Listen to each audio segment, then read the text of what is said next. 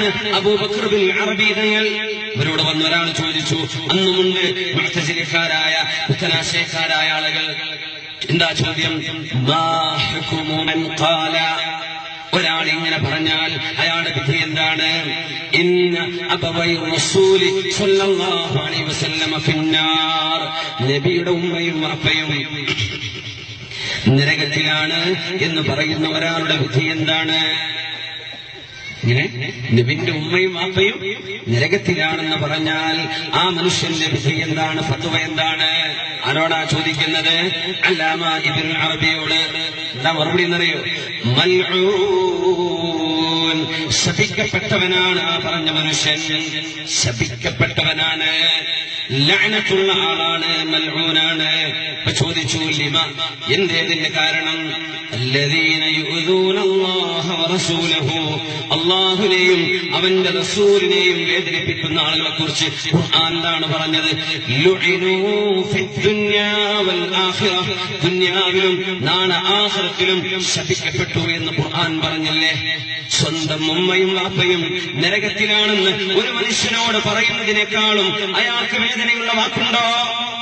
അങ്ങനെയെങ്കിൽ അല്ലാഹുവിന്റെ റസൂലിനോട്, നബിയേ നിങ്ങളുടെ ഉമ്മയും വാപ്പയും നരകത്തിലാണെന്നൊരാൾ പറഞ്ഞാൽ ആ മനുഷ്യൻ നബി നിങ്ങളെ വേദനിപ്പിച്ചില്ലയോ?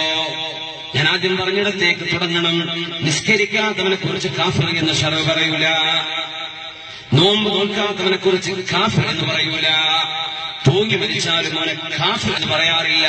അള്ളാഹു അവരെ ശിക്ഷിച്ചേക്കും, അവൻ പുറത്തു കൊടുത്തില്ലെങ്കിൽ അള്ളാഹു ശിക്ഷിക്കും, നരകത്തിൽ കിടക്കേണ്ടി വരും. പക്ഷേ ഹബീബിനെ വേദനിപ്പിച്ചാൽ, ഹബീബിനോട് അനാദരവുള്ള വാക്ക് പറഞ്ഞാൽ അവര് കാഫിറാണെന്ന് ഇജ്മാഉൽ ഉമ്മ, മുസ്ലിം ഉമ്മത്തിന്റെ ആലിമീങ്ങളുടെ ഐക്യകണ്ഠേനയുള്ള ഫത്വയാണ്.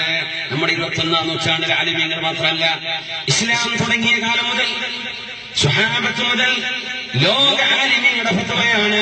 നിങ്ങൾ എന്ത് ചെയ്താലും എന്തെല്ലാം ഇസ്ലാഹുകളാണ് ചെയ്യുന്നത് എന്ന് വാദിച്ചാലും, എന്തെല്ലാം നന്മകളാണ് നിങ്ങൾ ചെയ്യുന്നതെന്ന് വാദിച്ചാലും, എത്രയേറെ ഉംറകളോ യാത്രകളോ ഹജ്ജുകളോ ചെയ്താലും, തൗഹീദ് തൗഹീദ് എന്ന് 10,000 തവണ നിങ്ങൾ ചങ്കിലിട്ട് പറഞ്ഞാൽ പോലും ഹബീബിനെ മോശപ്പെടുത്തി, ഹബീബിനെ വേദനിപ്പിക്കുന്ന ഒരു വാക്ക് പറഞ്ഞാൽ ഇസ്ലാമിൽ നിന്ന് പുറത്തു പോകുമെന്നല്ലേ ഫത്വ, ഇസ്ലാമിന് പുറത്തു പോകുമെന്നല്ലേ ദീനിന്റെ ഹുക്മ്.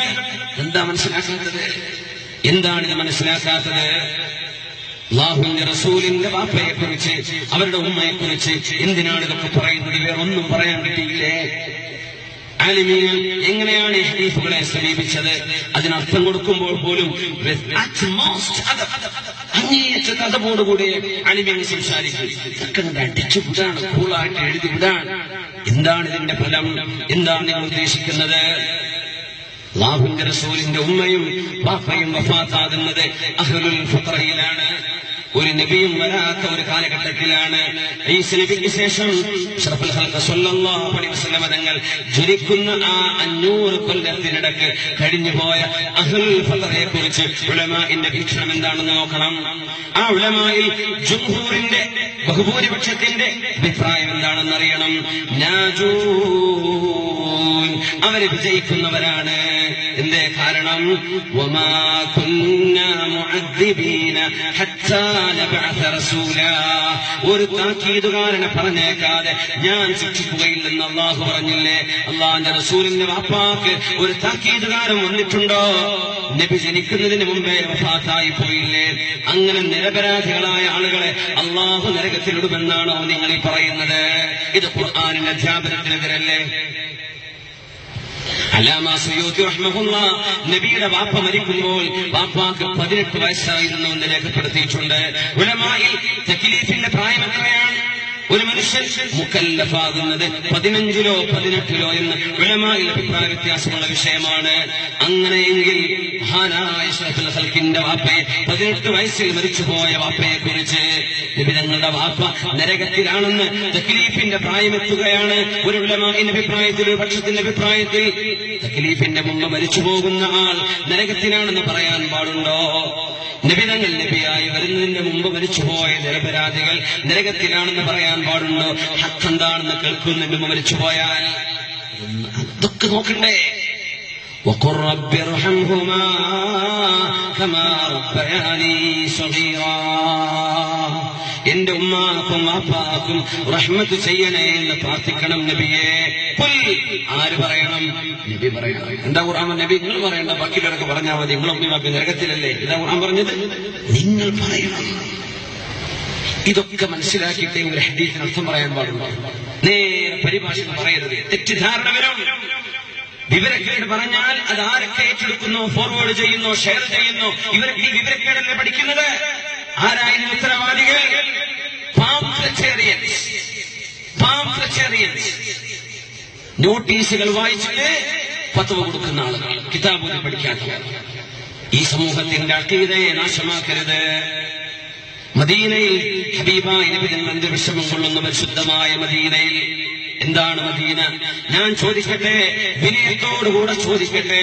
ഹജ്ജിന് പോയിട്ട് മക്ക വരെ പോയിട്ട് തവാഫും സഅയും ചെയ്തിട്ട് കയ്യിൽ ഇഷ്ടം പോലെ കാശും സമയവും ഉണ്ടായിട്ട് ഒന്നും മദീന വരെ പോവാൻ മനസ്സ് വരാതെ, ഹജ്ജ് കഴിഞ്ഞു, ഉംറ കഴിഞ്ഞു, മദീനയിൽ പോകുന്നില്ലേ? എന്തേന്നറിയോ? കൂലി കൂടുതൽ മക്കയിലാണ്. 1,00,000 കൂലി മക്കയിലല്ലേ? മദീനയിൽ ഒരു നിസ്കാരത്തിന് 1000 ഉള്ളൂ. അതുകൊണ്ട് ഞങ്ങൾ ചാക്കിന് കണക്കിന് കൂലിയും വാങ്ങിയിട്ടായി പോരുന്നത്. പൊന്നു സഹോദരാ, നിനക്ക് ചാക്കിൽ നിറക്കാൻ കൂലി മക്കയിലുണ്ടെന്ന് പഠിപ്പിച്ചത് ആരാണ്? ആരാണ് മക്കയിൽ 1,00,000 കൂലി ഉണ്ടെന്ന് പഠിപ്പിച്ചത്? ആരാണത്? മുഹമ്മദ് റസൂലുള്ളാഹ് സ്വല്ലല്ലാഹു അലൈഹി വസല്ലം തങ്ങളല്ലേ. ഇത് മനുഷ്യന്മാരോട് നമ്മൾ പറയുന്നുണ്ടല്ലോ, മദീന ഒന്നും പ്രശ്നമല്ലേ, ഉംറ കഴിഞ്ഞിട്ട് പോ.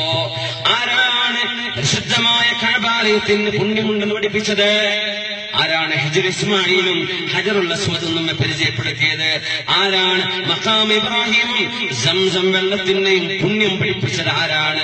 മുഹമ്മദ് മുസ്തഫ സ്വല്ലല്ലാഹു അലൈഹി വസല്ലം തങ്ങളല്ലയോ? നന്ദി ചെയ്യണ്ടേ? മിനിമം നന്ദി അല്ലേ? പഠിച്ചു വലുതായി വലിയ ആളാകുമ്പോ തനിക്ക് ABCD പഠിപ്പിച്ചു തന്ന കേവലം നഴ്സറി അധ്യാപകനെ ബഹുമാനിക്കണമെന്ന് പറഞ്ഞ ദീനല്ലേ ഇത്? മറക്കണോ? അല്ലാഹുവിന്റെ റസൂൽ ഇതെല്ലാം പഠിപ്പിച്ചു തന്നിട്ട് അവിടെ പോയി സലാം പറയൽ സുന്നത്തായിരിക്കെ അത് ശിർക്കാണ് ഇതുവരെ ആരും പറഞ്ഞിട്ടില്ല. വിവരമുള്ളവരെ നബിയോട് ചെന്ന് സലാത്തു വസ്സലാമു അലൈക യാ റസൂലല്ലാഹ് എന്ന് മദീനയിൽ പോയി പറയുന്നത് ശിർക്കാണെന്ന് വിവരമുള്ള ഒരു പണ്ഡിതനും പറഞ്ഞിട്ടില്ല. നമ്മുടെ നാട്ടുകാർ പറയുമെന്നറിയില്ല. ലോകത്ത് ആരും ചെയ്യാത്ത കെട്ടൊക്കെ മലയാളികളെ കിട്ടുന്നത്. എല്ലാം പറയുന്ന സൗകര്യമില്ല. അവിടെ ഈ കെട്ട് ഒരാളും ലോകത്ത് കിട്ടുന്നില്ല. നമ്മുടെ മലയാളം സംസാരിക്കുന്നവരല്ലാതെ ഈ കെട്ട്. ഞാൻ എന്റെ കുറ്റം പറയല്ല. അവിടെ അല്ലേ എന്ന് പറയുമ്പോൾ അവിടെയുള്ള കുറെ നന്മയും സ്വീകരിക്കണം. അവിടെ ഉള്ളത് മുഴുവൻ ഇസ്ലാമാണ് തെറ്റിദ്ധരിക്കുകയും വേണ്ട. അങ്ങനല്ലേ? ഇപ്പൊ തറാവീഹ് പറയുമ്പോ അത് പിന്നെ എന്താ അത് കൊടുക്കണ്ടേ? അതവിടെ 20 മക്കയിലും മദീനയിലും. അതിന് ഇമാമ് മാറുണ്ടല്ലോ. എറണാകുളത്ത് ബസ് പോലെ 2 ഡ്രൈവർ മാറുന്നു. ബസ് പോലെ എറണാകുളത്ത് തന്നെയല്ലേ? ഇങ്ങനെ പറഞ്ഞ് ഈ ഉമ്മത്തിന്റെ അമലുകൾ ഇല്ലാതായ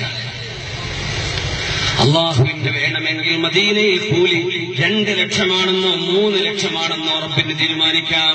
ഹബീബിന് പറയാലോ, മക്കത്തു ഹറമഹല്ലാഹ് വൽ മദീനത്തു ഹറംതുഹാ. മക്ക ഹറമാണെന്ന് പ്രഖ്യാപിച്ചത് അള്ളാഹുവാണ്, മദീന ഹറമാണെന്ന് ഞാൻ പ്രഖ്യാപിക്കുകയാണ്. അങ്ങനെ പ്രഖ്യാപിക്കാൻ അധികാരമുണ്ടായിരുന്ന നബിതങ്ങൾ 1000 മദീനയിലെ കൂലി എന്ന് പറഞ്ഞത്.